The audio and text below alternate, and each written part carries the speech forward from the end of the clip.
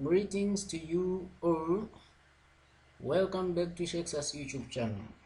Today we are going to look at some few things which are all about networks and that's the topic, networks and the internet. But what we are going to talk about today is network topologies. So as usual, your likes are important, your comments are important, sharing very important, subscribing extra fabulous. And I don't know how I can describe how important your subscription is. So if you have subscribed, thank you very much. Those that haven't subscribed yet, please consider subscribing. So let's start with what is it that we call a network topology. So it's just a geometric representation of how the computers are connected to each other, the way computers are connected to each other. In other words,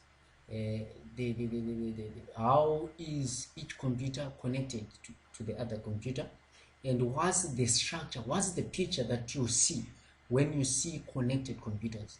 Do you see a picture of a mesh? Do you see a star when these computers are connected? Do you see the way a bus moves from one bus stop to another, dropping and picking? Do you see a ring? Or do you see both? Do you see at least two topologies, or two kinds of pictures in a network? So these are what we are calling network topologies, and these are the types of topologies that we have. We have mesh topology, we have star topology, we have bus topology, we have ring topology, we have hybrid topology. All right, so let's now talk about the first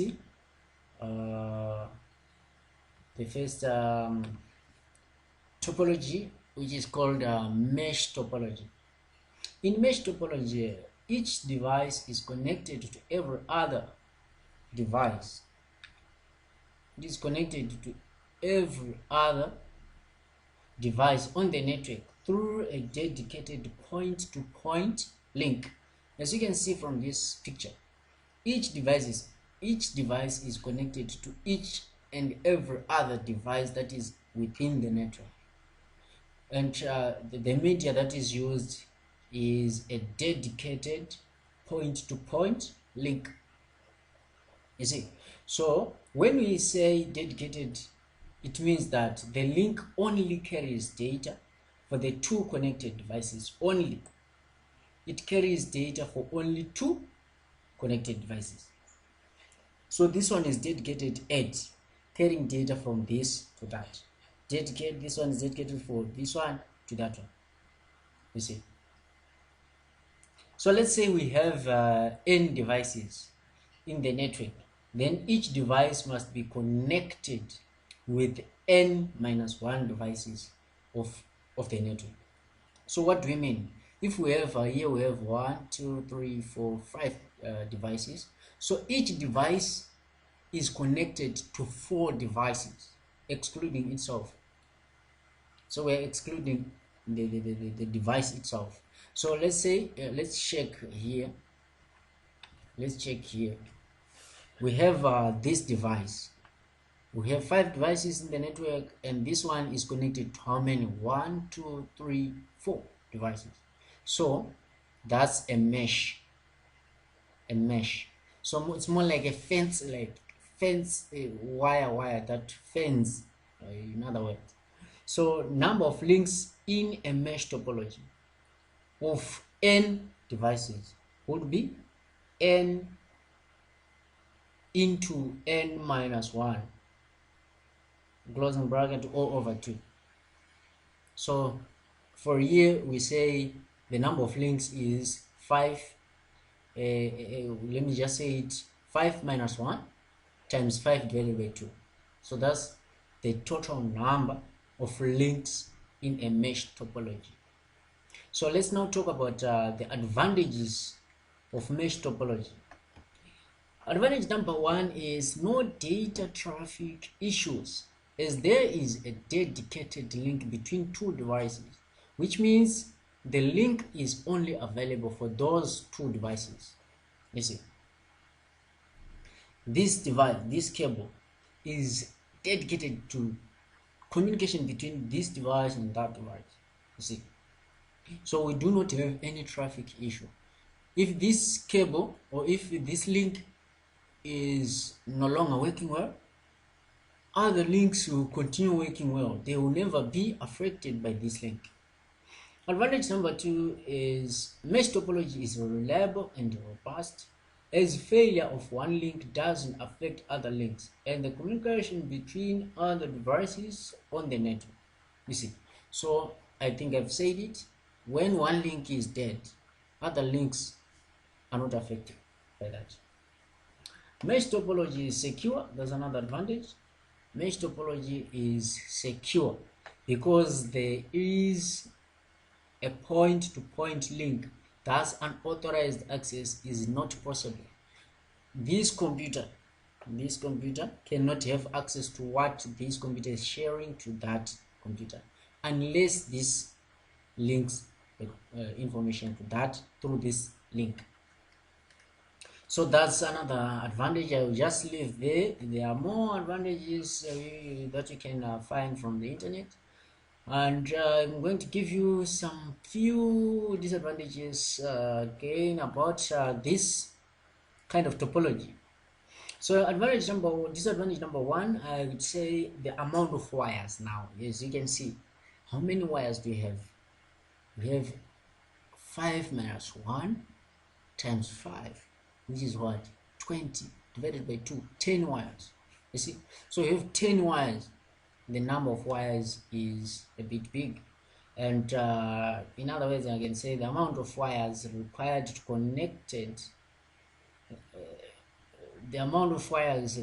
connect each system is tedious and hectic. So what I mean is we have several wires. You might actually think that there is optical illusion when you look at this mesh. Why? Because there are too many wires. Think about it. Let's say I want to have 30 devices in my network. In these 30 devices, they use mesh topology. How many wires do I need? 30 minus 1 times 30 divided by 2. So that's the number of wires that I will need. Alright, let's now look at the other topology that we have. We have a star topology. Each device in the network is connected to a central device, and the central device is what we are calling the hub. As you can see, so this is the hub. Each and every other device is connected to this. We can now think about the advantages and disadvantages, but before we get there, let's describe this. Unlike mesh topology, star topology doesn't allow direct communication between devices. A device must have to communicate through the hub. If this device wants to communicate to this device, the hub is the media, is part of the media. It sends the data to the hub, and the hub forwards the data to the destination device. If one device wants to send data to other device, it has to first send the data to hub, and then the hub transmit that data to the designated device. So that's it. Let's now talk about the advantages and disadvantages. Star topology is less expensive because each device only need one input-output port and needs to be connected with the hub and one link. Unlike in mesh topology, where we have this port and this port, and these are two links. Here we only have one link per computer or one link per device, and we have the hub which is controlling the network. This one is easy to install, and less amount of cables is required as compared to mesh network, topology network. This one is robust. If one link fails, other links will work just fine. So if this link is dead, then other links are still working. But now listen to this. This link is dead, and this one wants to communicate with this one. It will affect communication between this one, between this computer and this computer. But this link, this device will never communicate with other devices. But other links are not affected. Other links are not affected. And it's also easy to detect faults because the link can be easily identified. You can easily identify that this one is trying to communicate with that one, but there is no acknowledgement from the receiver. So you see that the link between the hub and the receiver is having challenges or problems. Now let's talk about the disadvantages. If hub goes down, now goes the problem. If this hub faces a problem or is just dead, it means you no longer have the network. The whole network is dead. The whole network is gone. So that's the biggest advantage of star topology network. And then we need more resources. Another disadvantage of this star topology. Hub requires more resources and regular maintenance because it is the central system of star topology. We need more resources. It needs to be very powerful. Processing power, it needs it a lot. It needs memory. It needs storage. It needs prioritization and other things. Let's now go to the other thing. But now, if you haven't subscribed, please make sure that you subscribe, you like, you comment, you share, and your comments are very important. Please click on the notification bell so that whenever a new video is uploaded, you will be notified by YouTube. Subscribe, share, like, and comment. Right, let's now talk about bus topology. Bus topology. You now expect to see a bus, but not a bus, but how a bus moves from one place to another. That's why this topology is called bus topology. So it's more like a main road. Data moves through a main road, a main cable. So in bus topology, there is a main cable and all the devices are connected to this main cable through drop lines. So drop lines, these are the drop lines which connects each device to the main cable or the highway. There is a road that comes from one's house going to the main road. So this road that takes one from home to the highway is the one that we are calling a drop line or drop road. Now the main road or the highway is the one that we are calling main cable, and data that is moving from one device to another through the main way is what we are calling the bus. So the bus moves in the highway and it drops data along the way. So there is a device called tape that connects the drop line to the main cable. So since all the data is transmitted over the main cable, there is a limit of drop lines and the distance a main cable can have. Yeah, right. In this topology, what we are saying is the number of drop lines is limited, and the distance a main cable can travel is still limited.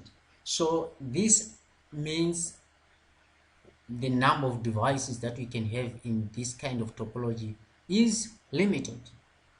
Yes, so that's more like a disadvantage. But now let's talk about the advantages. Easy installation. each cable needs to be connected with a backbone cable. So the backbone cable, that's the main cable. Less cables required than mesh and star topology. You see, very few cables are required. Then these are the advantages. Let's not talk about the disadvantages. It's difficulty in fault detection. You cannot tell which cable or which drop line or which device is causing or is having problems. No scalable, as there is a limit of how many nodes can connect with backbone cable. So that's bus topology for you. Let's now talk about the ring. What do you expect to see? Something which is like a ring. So these are the devices connected in that way. So in a ring topology, each device is connected with the two devices on either side of it. There are two dedicated point-to-point links a device has with the devices on the either side of it. So each device is having two links, but now the other one is on the other side, and the other one is on the other side. This structure forms a ring, thus it is known as ring topology. If a device wants to send data to another device, then it sends the data in one direction. Each device in a ring topology is a repeater. By a repeater, what do we mean? If this device wants to send data to this device, the data moves in a clockwise direction. This one sends the data to that, and this one repeats the same data or information as if it's the one that is sending the data, and then the data is sent to the final destination. So that's repeating, and this device is acting as a repeater, right? If the received data is intended for other device, then repeater forwards this data until the intended device receives it. So that's how data is transmitted. So think about it. This device wants to send data to this device. It goes all this way. Think about it. What if this one is faulty and this link between these two devices is not faulty? Data goes through one direction, and data, in case this one is dead, will never be delivered to the final destination. So here's the advantage: it's easy to install. Another advantage, managing is easier, is to add or remove a device from the topology only have two links. So disadvantage is a link failure can fail the entire network as the signal will not travel forward due to failure, like I discussed with you previous seconds. Data traffic issues, since all the data is circulating in a ring. What if this one wants to send data and this one wants to send data? So data will start to move, and the cable or the links might be overloaded, right? So let's go to the next topology, which I think is the last one.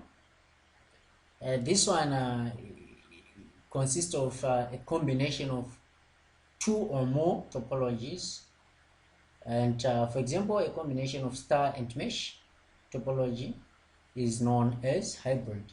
So we can have a combination of star topology and ring, or we can also have mesh. We can also have the other kind of topology in the same network. So that's what we call hybrid network topology. So the advantages, we can choose the topology based on the requirement of all your requirements. For example, scalability is when scalability is our concern, then we can use star topology instead of bus topology. So advantage number two. Let me think. Right, still on scalability, let's talk about this. scalable.